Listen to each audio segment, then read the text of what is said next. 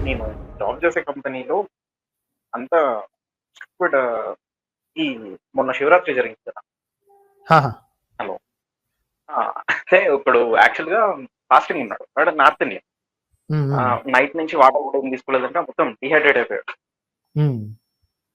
ఆహ్, సీ ఇలాంటి స్టూపిడిటీ ఉంది. నేను వాడికి కొంచెం రేషనల్‌గా ఆన్సర్ చేయడానికి రేషనల్‌గా ఆలోచించమని చెప్పడానికి ట్రై చేసిన.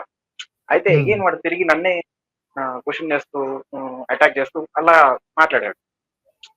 హ్మ్. నాకప్పుడు అనిపించిందేంటంటే, వీళ్ళు ఉన్న స్టూపిడిటీని కరెక్ట్ చేయడం దానికన్నా కూడా కొంచెం మనం వాడుకోవచ్చు కదా! అనేసి ఒకటనిపించింది. ఏంటంటే, ఎందుకు మనం వీళ్ళని కంప్లీట్‌గా చేంజ్ చేయలేమండి. ఓకేనా? మీరు కూర్చోబెట్టి ఒక 100 మందికి చెప్పినా సరే, మళ్ళీ ఇంకొక 100 మంది బ్యాచ్ నెక్స్ట్ రెడీగా ఉంటారు. హ్మ్. హ్మ్. వీళ్ళని ఎట్లా డీల్ చేయాలండి? అయిత్ ఇర్రేషనల్ థింకింగ్, స్టూపిడిటీ సార్ వీళ్ళని మీరింకా ఏమన్నా మాట్లాడండి వాళ్ళు దేవుడికే లింక్ చేస్తారు. సార్ లా ఆఫ్ యావరేజెస్ అండి. ఓకే. మీరు మేబీ కొంతమందిని డెఫినెట్‌లీ చూసుంటారు. ఇప్పుడు ఇక్కడ కింద జో రూట్ అనే ఒక క్యారెక్టర్ ఉన్నాడు. కొంతమంది ఆహ్, కామెంట్స్‌లో ఉన్నారు. వాళ్ళు గత 3 ఏళ్ల నుంచో, 2 ఏళ్ల నుంచో ఫాలో అవుతూనే ఉన్నారు. ప్రతి వీడియో చూస్తారు. ఓకే. 10 పైసల గుణం కూడా కనపడలేదు వాళ్ళు. ఓకే. సో, ఈ హ్మ్. జన్మకి వాడు మారడు అని తేల్చేస్తాం కదా! అలా అని చెప్పి మనం ట్రై చేయడం ఆపకూడదండి. ఓకే. భగవద్గీతలో శ్రీకృష్ణుడు చెప్పినట్టు నా పూర్వపు అవతారం చెప్పినట్టు ప్రయత్నిస్తూనే ఉండాలి. ఎందుకంటే హ్మ్. ఒక ఒక మనిషి మారతాడని చెప్పి వెయిట్ చేయడం అమాయకత్వం అండి. ఓకే.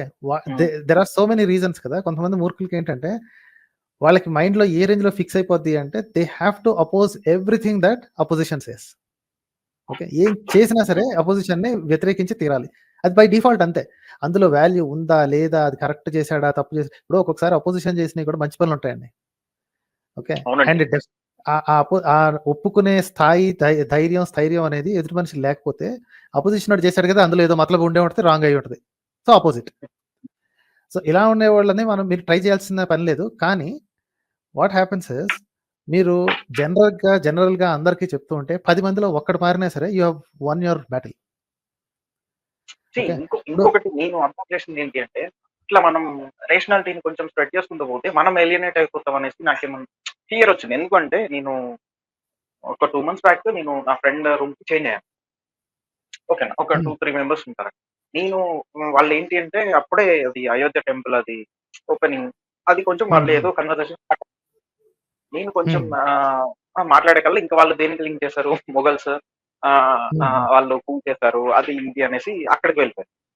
హ్మ్. మళ్ళీ దాని హ్మ్. తర్వాత ఇండియాలో ఉన్న గుళ్ళు ఇవన్నీ వచ్చినాయి. మరి వాళ్ళంతా కూలగొడుతుంటే ఇంతమంది ఉన్నారు కదా! వీళ్ళంతా ఏం చేయలేకపోయారు. ఎందుకు మరి అప్పుడేం చేయలేకపోయారు? మళ్ళీ ఇప్పుడెందుకు ఇట్లా చేస్తున్నారు అది అన్నట్టంటే ఇంకంతా నా మీద అపోజ్ అయిపోయారు. అగైన్ సో, ఒక 2 డేస్ తర్వాత ఇండైరెక్ట్‌గా ప్రెషర్ పెట్టారు. నేనే బయటకొచ్చేసిన. సో ఈ ప్రాబ్లమ్ ఉందండి. మనం అంటే we have to learn how to eliminate live with అయిపోతాం. These people. లేదు hmm. Srikanth garu. What I am saying is we have to learn how to live with these people. Okay. By the way నేనుండే place it is ruled by RSS అండి. Okay. Hmm. The whole circle that I see at least half a kilometre circle మొత్తం it is completely ruled by RSS. Okay. Hmm. హ్మ్. You have to learn how to live with these people. గుళ్ళున్నాయి. ఎప్పుడు ఏ చిన్న నవరాత్రి వచ్చినా, ఏ చిన్నదొచ్చినా సరే at least 2, 3 days ముందు నుంచి ఫెస్టివల్ 2, 3 డేస్ ముందు నుంచి they will be huge amounts of sounds అన్నమాట. దగ్గరలో హ్మ్. స్కూల్స్ ఉన్నాయి. ఆ స్కూల్స్ కూడా ఇదేంటి ఆర్ఎస్ఎస్ రన్ స్కూల్సే. రైట్? హ్మ్. You have to learn how to live with these people. మీరు గొడవలు పెట్టుకొని చేసి కుదిరితే ఇది కాదు. అండ్ మీ పర్టిక్యులర్ సిట్యుయేషన్ గురించి మాట్లాడుతున్నాం. ఒకతను ఏంటి శోషొచ్చి పడిపోయేదాకా ఈ ఫాస్టింగ్ ఉన్నాడన్నారు. హ్మ్. యాక్చువల్లీ హ్మ్. యాక్చువల్లీ శివరాత్రికి అలాంటి రిస్ట్రిక్షన్ లేదండి. వాటర్ రిస్ట్రిక్షన్ లేదు. ఆ! ఈళ్ళు ఇది వాడసలు ఏంటి అంటే వాటర్ అన్నా తాగరానంటే వద్దు ఈరోజు ఫాస్టింగ్ అనేసి. మేము చెప్తున్నా కదా! వాళ్ళేం చేస్తారంటే ఈ ఈ ముస్లిమ్స్ చేసే రోజాని ఈ దీనిగా తీసుకుంటున్నారు. సిగ్గన్నా లేదండి. ఆళ్ళకి చెప్పాలి. ఒరేయ్! ఆళ్ళు ముస్లిం వాళ్ళు చేసే పనిరా అది. రోజా చేసేటప్పుడు సన్ ఉన్న కాలంలో సూర్యోదయం నుంచి సూర్యాస్తమయం వరకు వాళ్ళు నీటి చుక్క కూడా ముట్టరు. కనీసం నోట్లోకి వచ్చిన ఉమ్ము కూడా ఉండరు. అందుకే ఊసేస్తారాళ్ళు. ఆళ్ళతోటి నీకేటి పోలిక? శివరాత్రికి అలాంటిది లేదు. ఫ్రూట్స్ తినొచ్చు, పాలు తాగొచ్చు, తీర్థం తాగొచ్చు, అంతవరకు తాగొచ్చు. వండినయి తినకూడదు. అదే రిస్ట్రిక్షన్. అంటే వాళ్ళ మతాన్ని వాళ్ళకి ఎక్స్‌ప్లెయిన్ చేయాల్సిన కర్మ పట్టింది మనకి. ఓకే. వాళ్ళ పుస్తకాల్లో రాసుకున్నది, వాళ్ళ శివపురాణాల్లో వాటిలోని రాసుకున్నది, మత విధానాలు మనం చెప్పాల్సిన అవసరం పట్టిందనమాట. రైట్. సో అది ఒకటి. ఇంకోటి రూమ్‌లో వచ్చిన ప్రాబ్లమ్ అని చెప్పారు కదా!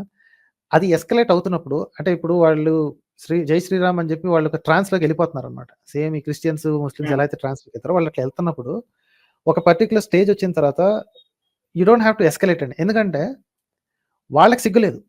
Okay. They think they are right in all their respects and we know we are right in our respects. Right. So escalate చేసిన తర్వాత నష్టం మనకే అని తెలిసినప్పుడు okay. There are other ways to slowly inject their mind. ఇప్పుడేంటంటే వాడు మాట టక్కున మార్చేసేసి మొగలోళ్ళొచ్చారు కొట్టేశారు అని. సింపుల్‌గా మనం చెప్పాల్సిందేంటంటే ఎవరు కొట్టారు? బాబర్ వచ్చి అక్కడ ఆల్రెడీ ఉన్న గుడిని ధ్వంసం చేసి బాబరీ మసీద్ కట్టుకున్నాడు. అంతేనా? ఓకే. Very good. మరి గోస్వామి తులసీదాస్ అని ఒకడున్నాడు. ఓకే. రామచరితమానస్. రామచరితమానస్ గాడు ఈ బాబర్ యొక్క దాన్నేమంటారు కంటెంపరరీ.